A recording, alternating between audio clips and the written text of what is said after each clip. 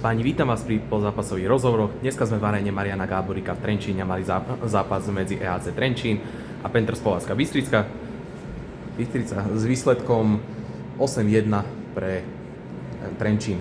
Takže páni, dnešný zápas bolo vidieť, kto mal vyššiu ruku, ale čo sa týkalo hry a samotných šancí, by som povedal, že tento zápas bol veľmi vyrovnaný. Lenže brankár Trenčínu ukázal, že veľmi pekne dokáže hrať, kde pustil len jediný gól 30 sekúnd pred koncom zápasu.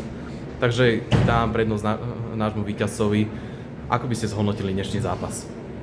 Tak možno výsledok znie jednoznačne, ale tá hra mnohokrát bola vyrovnaná.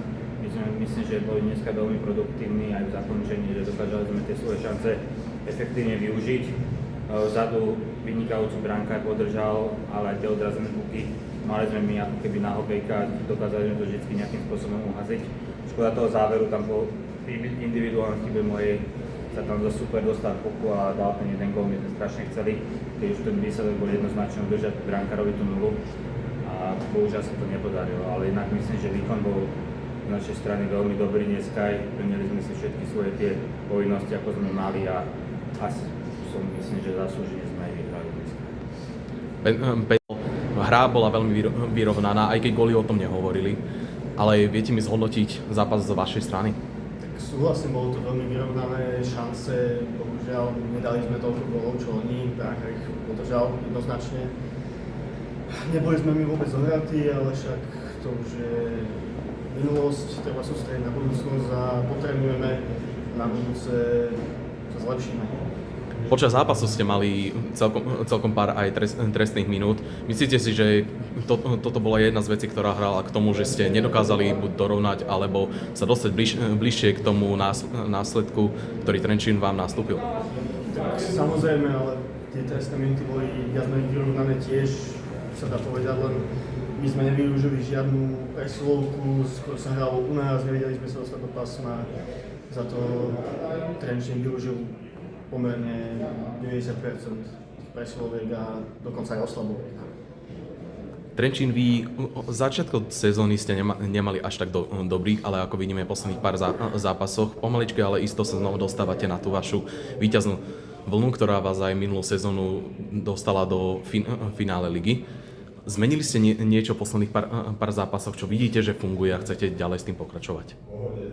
Tak zmenili sme určité veci, samozrejme, do detailu nechcem zachádzať, ale určite hlavne sme si teda sadli a povedali si, že proste ide sa na tej vlne z minulej sezóny, alebo myslím si, že to príde samo sa nedá. Všetky tie manšafty, čo sme tu, či už Panthers, Považská Bystrica, alebo aj chalani z Piešťan, ďalší Pantheri sa posilnili, takže toto je to obrovské vyrovnanie, dokáže hrať každý s každým, alebo vyhrať a prehrať každý s každým a same to nepôjde a už tie posledné 3-4 kola to má konečne fazónu aj hráme to, čo chceme a zatiaľ to tak chvála Bohu vychádza, takže len to ďalej. Panthers síce dnesný zápas prehrali, ale budete vedieť, čo do ďalšieho zápasu upraviť alebo zmeniť, aby mohol byť ďalší víťazný? Samozrejme disciplína, hráči, proste niektorí musia sa zapnúť a podať správny výkon. Disciplína, obeta týmu, hráči obetovať pekný víkend za zápas.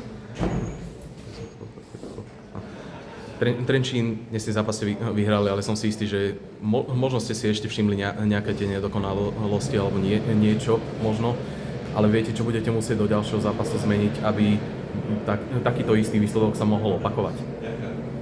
Ja si myslím, že ešte treba pokračovať hlavne na presahových hrách, kde to nie je úplne optimálne, si myslím, a na týchto veciach.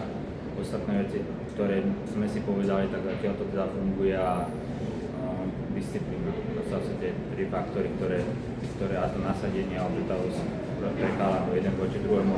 Dneska sa ukázala aj obetavosť voči brankárovi, treba to troška ešte treba hrať celý 40 minút a nie 39,5 minúty.